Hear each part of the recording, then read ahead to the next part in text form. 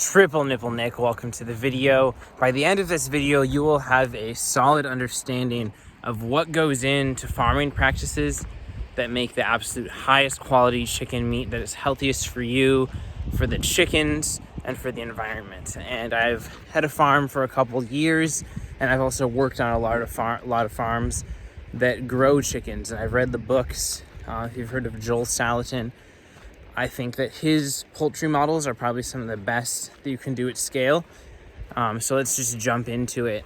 And if you're watching this video, hopefully you already have this kind of fundamental understanding that the chicken you buy in the grocery store is not good. And the exception to that is that in the past couple of years, I've started to see some pasture-raised chicken meat pop up in the grocery stores. And just a couple ones like Sprouts, for example. And that's good. That's some chicken meat that actually lives outside, that's actually eating bugs. Whereas all these labels like cage-free, free-range, organic mean absolutely nothing for chicken and are just completely greenwashing you, convincing you it's healthy. So anyways, in case you didn't know that, hopefully you already did. And either way, you should be curious, where can you find the best high-quality chicken?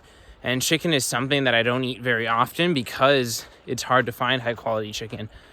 But if you can find a local farm, I think that's the absolute best way. Even pasture raised chicken that you find in the grocery store, well, I think it's fine to eat.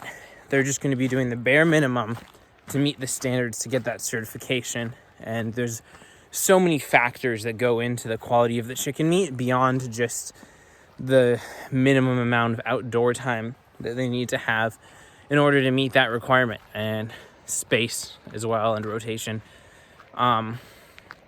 So to get started, let's say you're visiting a farm and you want to find the highest quality chicken meat.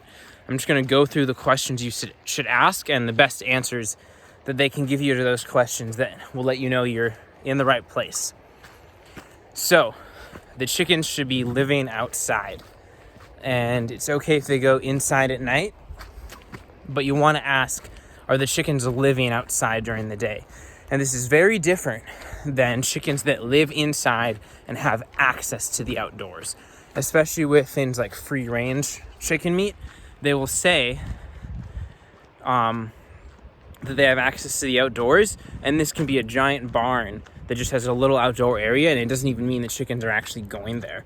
There might be no bugs because it's been overgrazed. There's no rotation, which allows the bugs to come back, the soil to grow back the grass that the chickens eat and destroy and scratch up. So this actually means nothing for the amount of outdoor space that chickens get to get fresh air, sunlight, and most importantly, I'd say to get bugs. A chicken's diet should be about 70% bugs and about 20-30% grasses. And if you want to give them 10% grains, I don't think that's the end of the world.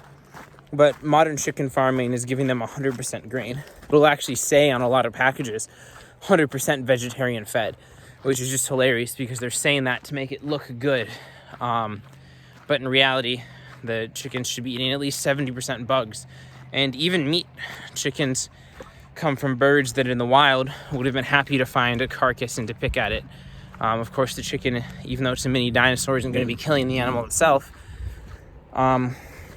But anyway, kind of that's some more context. Let's get back to the point. You go to the farmer and you say, are the chickens living outside during the day? And this, like we just described, doesn't mean that they have access to the outdoors. But in practice, this is a hard thing to do because there are predators that will eat the chickens. The chickens could run off. They can fly over a fence. And so the best model to do this with is if you Google Joel Salatin style chicken coops, chicken mobiles or cages or whatever, and look at that mossy rock. Holy cow, that's a big rock, and that's a lot of moss. And basically what this is it's a completely covered cage. It's on the grass on the bottom. The chickens have access to the grass, and they can peck at it and eat all the bugs from it. But on top of them is a wire cage. And this is actually perfect because it protects them from predators. It allows the sunlight and fresh air in. And most importantly, these things can be moved every single day. which mimics how chickens would naturally live, constantly moving to fresh ground to get a new fresh influx of bugs and plants, and then leaving their droppings, disturbing the soil, and allowing the previous ecosystem to regenerate. So that through doing this, a farm can regenerate their soil, improve the ecosystem, and every time the chickens come back, there's more bugs, healthier plants, and it's just a upward spiral of fertility. Whereas when the chickens are in the same place, it's a downward spiral. They're destroying the soil, the plants can't grow, the bug populations go down, because these prairie ecosystems have evolved to do well in occasional mob grazing. And so this is kind of, I'd say, what you want to look for. Really, if the chickens are outside and they're rotated often and they have another way to do that, that's fine. When you're talking about egg chickens, that's going to be a separate video. But there can be more nuanced and complicated ways to do that. But with meat chickens, these little birds are only going to be living often for 16 weeks. And they're growing fast. They should really be moving every day. So yeah, that's kind of what you want to look for, is these mobile chicken coops. But if they're doing something else, you want to be saying, how much fresh grass are they getting? How many fresh insects are they getting? Do you know what percentage of their diet? And a farmer should know this. Even they don't have to be tracking, but they can know how much chicken feed a chicken would need. And then they can say, oh, I only need to give my chickens like 10% of the grains that I would need to be giving them if they weren't out eating bugs. And so a farmer should really have a good, honest appraisal of how much feed they're actually using. And I'm going to turn around here. So, do they live outside during the day and actually live outside during the day? What is their diet? How many bugs are they getting? How many grasses? And do they have access to fresh air and sunshine? These are pretty much all the inputs that go into the chicken. They will be much healthier when they live outside, leading to a healthier meat, a healthier product for you. And beyond this, you kind of just want to be asking, are there any other inputs? Are there any drugs that you need to be giving them? And that's another benefit to rotating them daily, is when they're not living in their own shit and they're moving to fresh ground, they're much less likely to get diseases, and they'll be a lot healthier little birds. And so those are kind of all the things you want to ask. And now, what is this actually going to do for the quality of the meat? Yes, the chickens are happier. Yes, you're regenerating the ecosystem, which is good for the environment. Well, let's start at the worst end of the spectrum. Factory farm chicken meat is going to be fed corn, and just making the animal unhealthy is going to make it unhealthy from a holistic perspective, not looking at one particular nutrient level or something. It's pretty obvious, and you should be able to intuit that an unhealthy animal is going to be less healthy. But let's break it down a little bit. If a chicken is eating corn, they're going to be getting a horrible fatty acid profile. They're going to be getting a bunch of omega-6 fatty acids, a lack of diversity of fatty acids, which accumulate in the body and are built from the food the chicken is eating. And not only this, I'm going up a hill. We're back at the moss. Not only this, a lot of toxins that come from chicken feed, herbicides, pesticides, rodenticides, fungicides, artificial fertilizers, are going to be fat soluble. And so when you feed the chicken these plants that have been grown with all these things, the fats are going to accumulate stuck to those chemicals. And you're going to get a mega dose of those chemicals when you eat the chicken meat. So that's one thing. Fatty acid profile, toxins. Whereas when the chicken is eating 70% bugs and worms, all those things are being grown in an environment where there's no need for chemical inputs. You don't need artificial fertilizers because the chickens are the fertilizers. You don't need herbicides and pesticides because you're just growing some kind of wild grass like this. Well, one more thing. The grass the chicken should be eating, ask them what's in there. Take a look for yourself. There should be, number one, a lot of diversity. Hopefully at least 5 to 10 different species of plants growing. Grasses, clovers, legumes. You don't want just grass. And you also don't want something like just alfalfa or just one legume. Chickens can eat just grass, but something like alfalfa, they can only actually eat so much.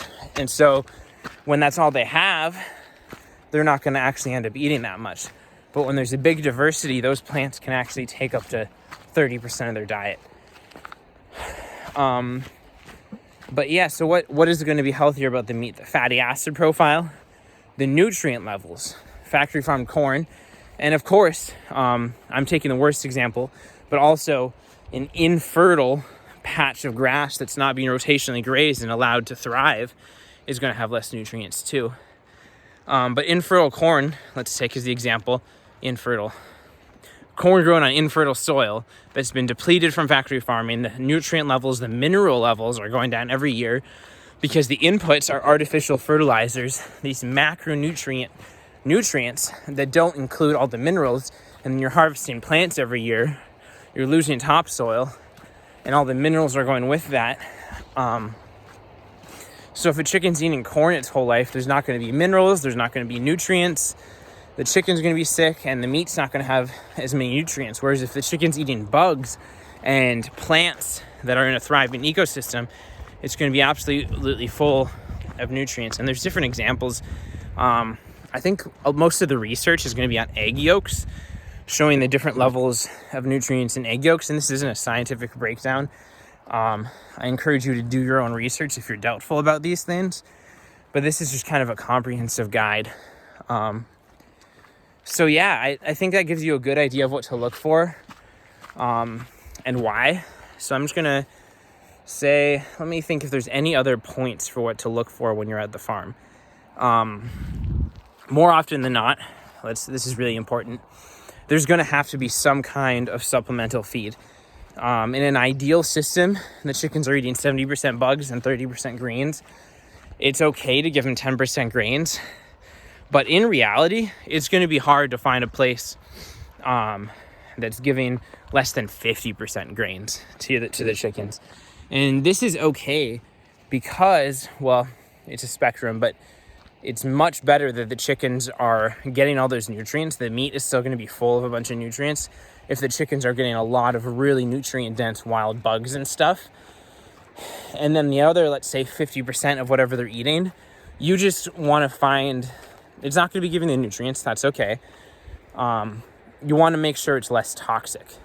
And things like corn and soy and chicken feed are, those things are very rarely grown in ecological ways. And if they were, they'd be super expensive. So if they're growing their own corn and soy and it's high quality corn and soy, okay, maybe it's fine. But the fatty acid profiles that those grains are going to be giving them are definitely not optimal. So what is the rest of the feed? A lot of chicken feed comes with all of these artificial nutrients because the grains that are making up the bulk of the feed are so mid, right? And so you want to be saying, like, what's in this feed? Give me every ingredient. What are you feeding the damn chickens?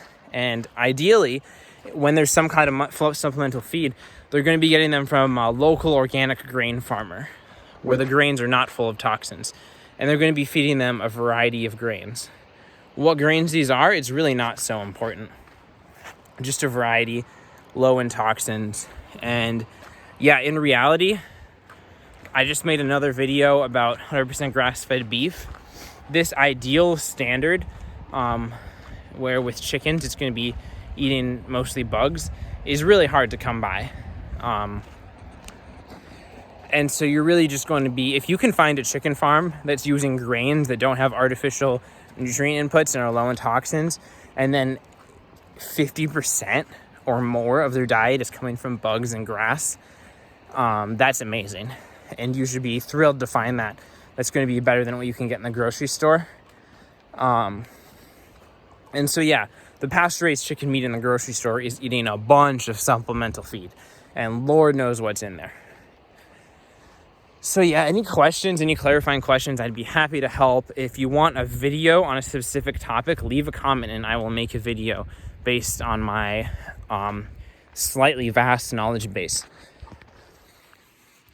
Triple Nipple Nick, thanks for watching. Like and subscribe. Peace.